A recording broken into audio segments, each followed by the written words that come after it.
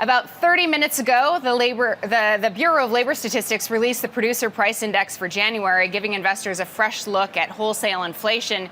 Here's what we learned. On a headline basis, prices increased by 2.9% year over year and by 0.5% month over month.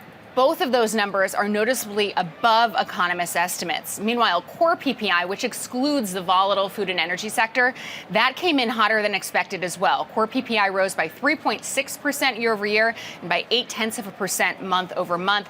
Estimates were calling for 3% year over year and then 0.3% month over month. Joining me now to break down these numbers, Lauren Saidel Baker. She's an economist at ITR Economics. Lauren, thanks so much for being here this morning.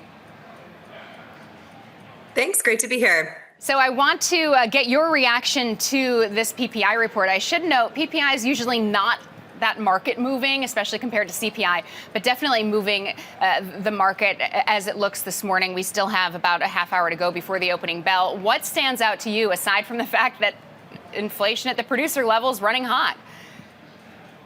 Well, it is running hot, and we've known that for some time. The PPI actually reached a low quite a while ago. We have seen rising inflation in these producer price indices, and the CPI, that's where we've seen a little bit more, again, ups, downs, kind of bumps along the bottom, but still very persistent inflation. Now, PPI does tend to lead ahead of CPI. So all of these wage pressures, these energy costs, rising commodity pressures, all of these things that producers are feeling, those eventually do get translated down the chain to the consumer. So overall inflation, this is not a finished story. This is something that we need to be aware of going forward. And I do see rising inflation as being the most likely outcome, whether we're talking PPI, CPI, PCE, any of these indicators. Okay, if rising inflation is the outcome, obviously we're seeing it with this data this morning.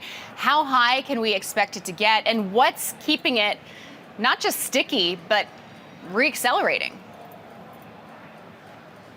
So I want to say what's not keeping it accelerating first. This is not just a tariff story. There are other pressures, much more pervasive. We could look at the more technical drivers.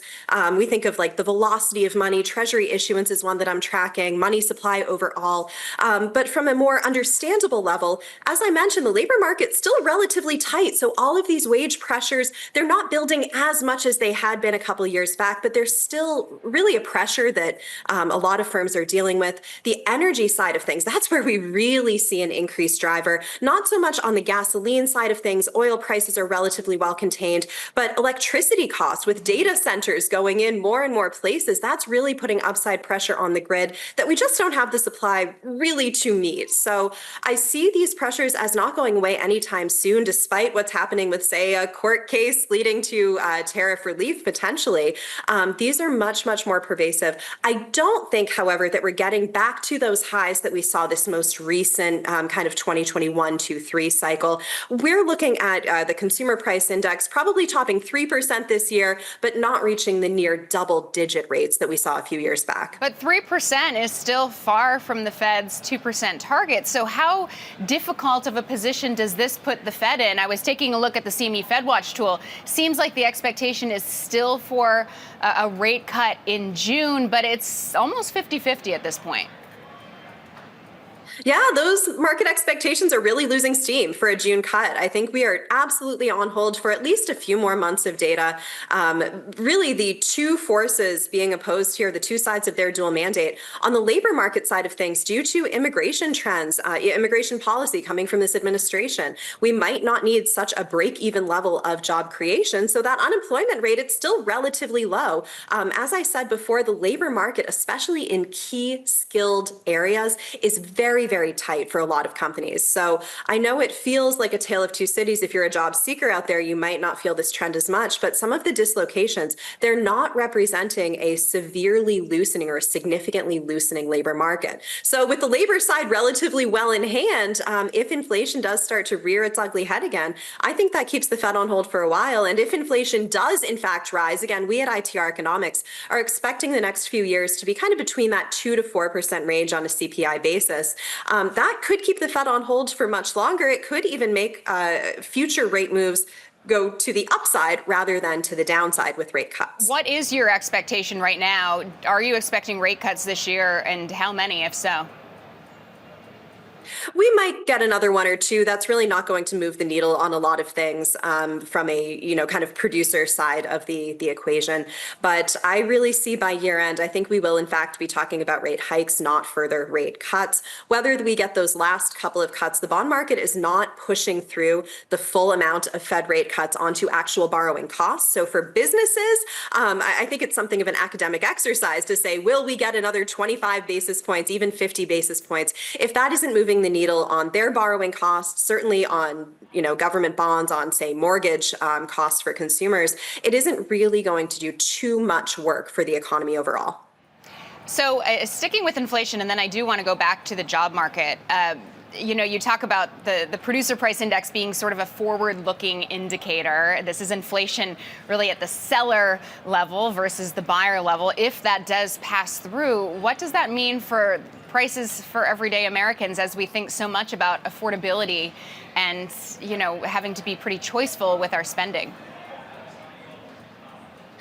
I think this is an ongoing challenge. A lot of our consumers are starting to feel squeezed. So what we really see if we break this down by demographic is that the middle to upper income earners, they're still holding in there relatively well. They're relatively comfortable, but it's that lower income segment. They're very much feeling the strain right now. By one measure that we estimate, about 2/3 of their spending goes to just necessities, things like food, housing, healthcare. And that number is actually worsening, whereas the upper, say, 10% of income earners, it's lower than half of their spending goes to those necessities, and that number is actually decreasing. So we're seeing something of a divergence. I've heard it called the K-shaped economy. Mm-hmm. That is very much true. If you are on that lower side of things, you do naturally get squeezed a bit more by inflation. So it's very much, I think, easy to pick a certain narrative right now. If we just look at the numbers overall, that's where, again, we see persistent pricing pressures, not as bad as they had been, but it's taking something of an adjustment for a consumer who goes into a grocery store or any other retail establishment and see those prices on store shelves moving much more quickly than they had been. This is changing the consumer mindset, and companies are going to have to be very aware of that. Yeah, well, I guess a good thing that the labor market is holding in there, because that would only really kill sentiment that much more. We have to leave it there. Lauren Saidel-Baker, economist at ITR Economics, thank you so much for breaking those numbers down for us. Thank you.